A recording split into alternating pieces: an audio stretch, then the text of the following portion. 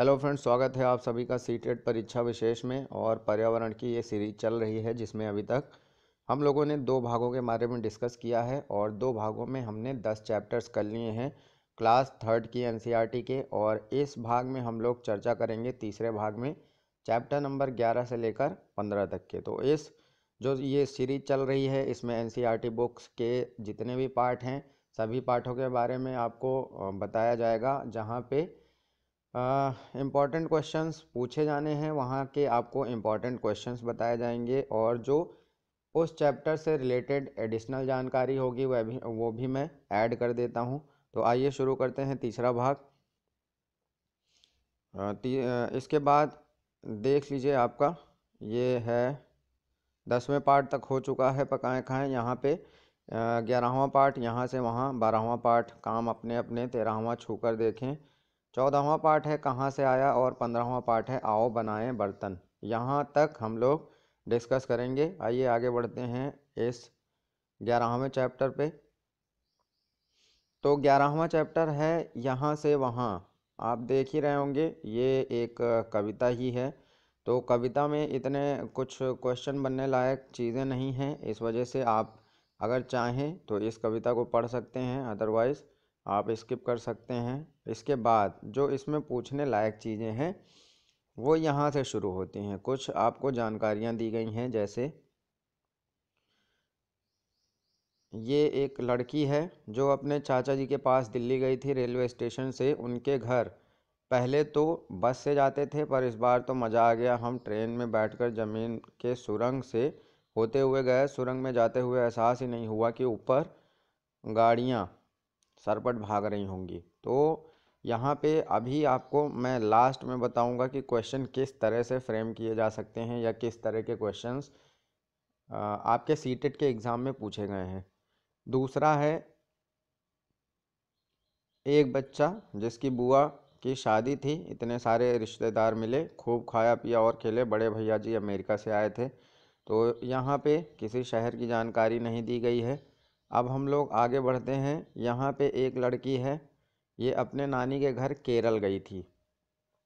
तो आप केवल अपने दिमाग में ये रखना कि कौन कौन से शहर की बात इसमें की गई है। जैसे सबसे पहले दिल्ली की बात की गई है और दूसरा है केरल, केरल की बात यहाँ पर की गई है। और इसके बाद यहाँ पे देख सकते हैं उनके घर के लिए स्टेशन से बस या टैक्सी ले सकते थे, हम सीधे नाव में गए। कुछ अजीब अजीब लगा पर अच्छा भी। इसके बाद नेक्स्ट है, ये एक लड़का है ये जो बता रहा है कि हम लोग छुट्टियों में शिमला घूमने गए थे। तो कौन कौन से शहर अभी तक आ चुके हैं? पहला दिल्ली था, और दूसरा आप कह सकते हैं केरल था, और ये थर्ड है शिमला।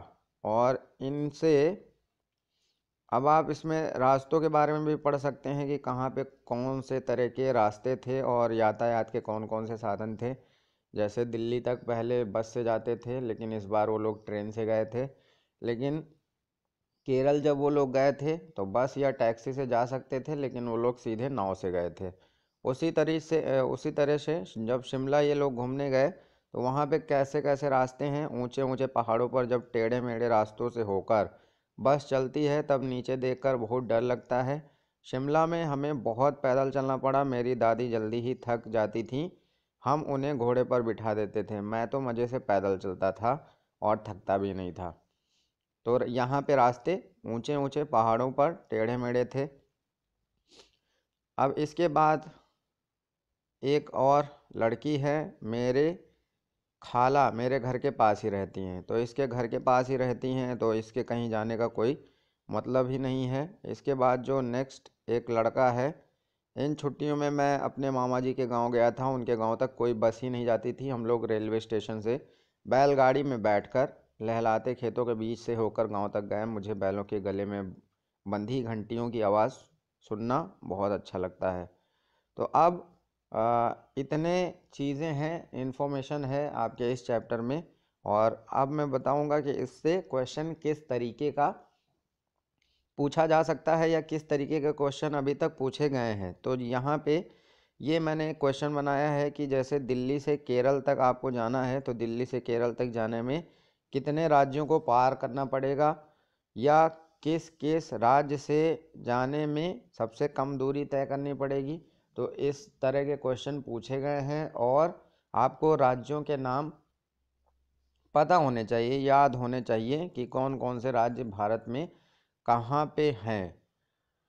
अब इसमें कई तरीके से क्वेश्चन बनाए जा सकते हैं कि जैसे दिल्ली से शुरू करके दिल्ली को शामिल करके कितने राज्य आपको पार करने पड़ेंगे, या कितने राज्य लगेंगे आपको केरल तक पहुंचने में। कभी कभी ये भी होता है कि दिल्ली और केरल को मिला के कितने राज्यों को आपको घूमना पड़ेगा वहां तक पहुंचने के लिए।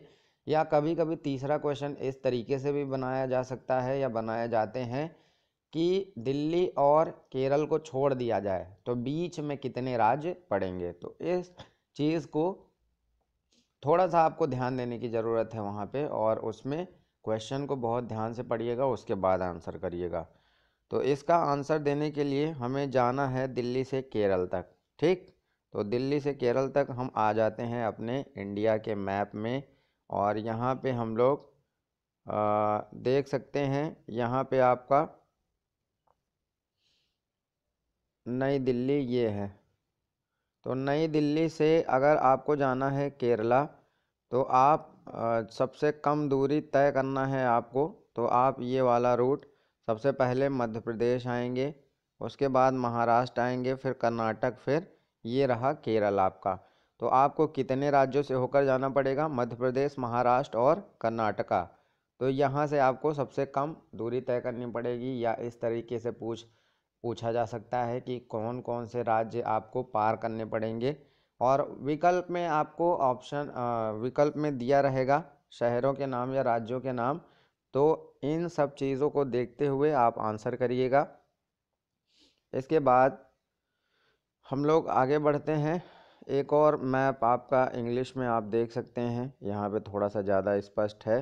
तो ये रहा आपका नई दिल्ली, और यहाँ से आप जाएंगे सबसे पहले मध्य प्रदेश, फिर महाराष्ट्र, फिर कर्नाटका, और सबसे बाद में ये रहा केरल आपका। तो 3 स्टेट से होकर आपको जाना पड़ेगा, और विकल्प में जैसा भी रहे आप उस हिसाब से अपना आंसर दे सकते हैं।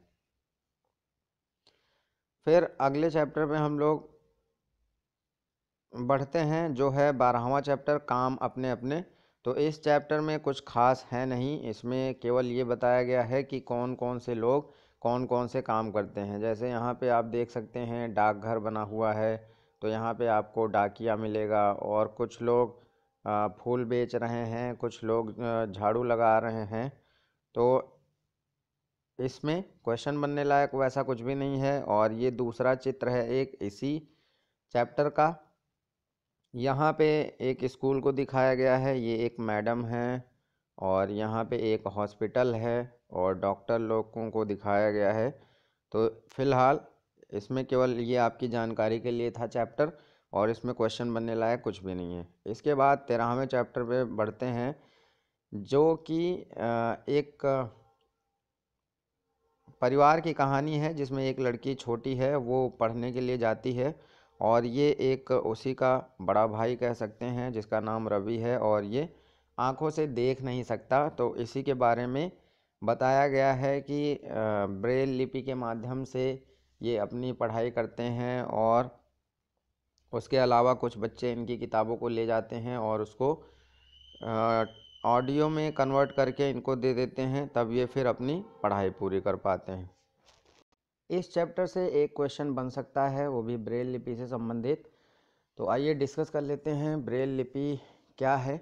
यहाँ पे आप देख सकते हैं, जो लोग देख नहीं सकते उनके पढ़ने का एक ख़ास तरीका है जिसे ब्रेल कहते हैं। ब्रेल एक मोटे कागज़ पर एक नुकीले औजार से बिंदु बनाकर लिखा जाता है। ब्रेल कागज़ पर हाथ फेर कर पढ़ा जाता है कि उस पर क्या लिखा है। आओ अब यह देखते हैं कि बिना देखे किसी आकार को पहचानना मुश्किल है या आसान। तो ये तो खैर एक एक्सपेरिमेंट है, आपको केवल इतना याद रखना है इस चीज़ को कि जो लोग देख नहीं सकते उनके लिए इस ब्रेल लिपि का यूज़ किया जाता है। और ये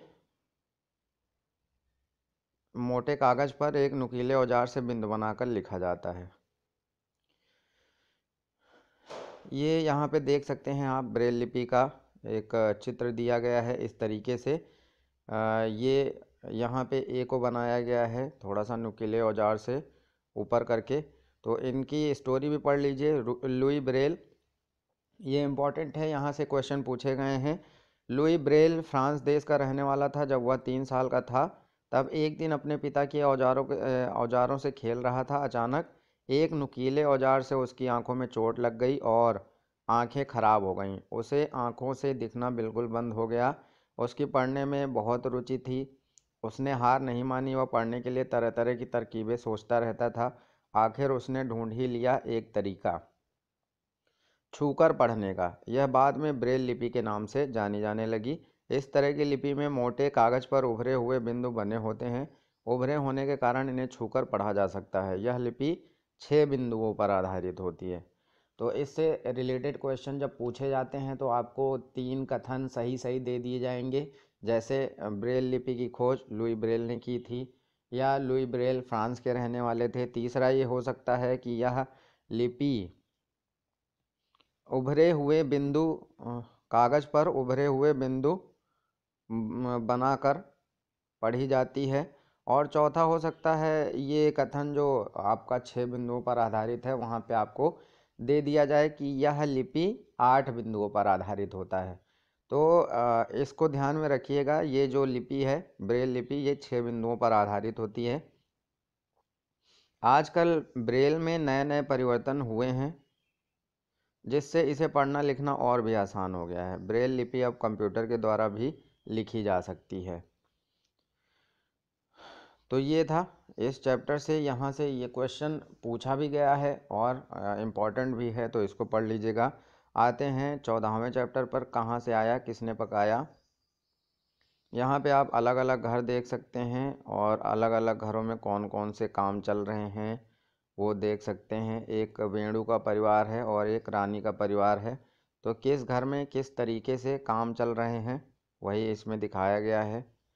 और मेनली भोजन के जो स्रोत होते हैं उनके बारे में बताया गया है। ये चैप्टर के लास्ट में एक एक्सरसाइज है जो यहाँ से क्वेश्चन वैसे नहीं बनेगा, लेकिन आप इसको इन टोकरियों में डाल सकते हैं और अपनी जानकारी के लिए।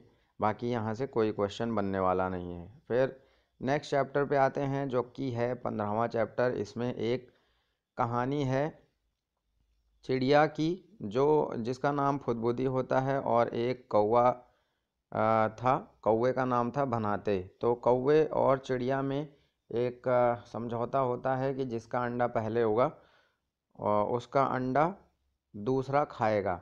मतलब कौवे ने जैसे चिड़िया से बोला कि अगर तुम्हारा अंडा पहले होगा तो मैं खाऊंगा। तो इस कहानी में बस यही इसी के बारे में है। फिर उसको अंडा चिड़िया को हो जाता है, तो जब कौवा उससे बोलता है खाने के लिए, तो फिर जो चिड़िया होती है वो अपना दिमाग लगाती है और इससे कौवे से बोलती है कि जाओ पहले अपनी चोंच धो के आओ।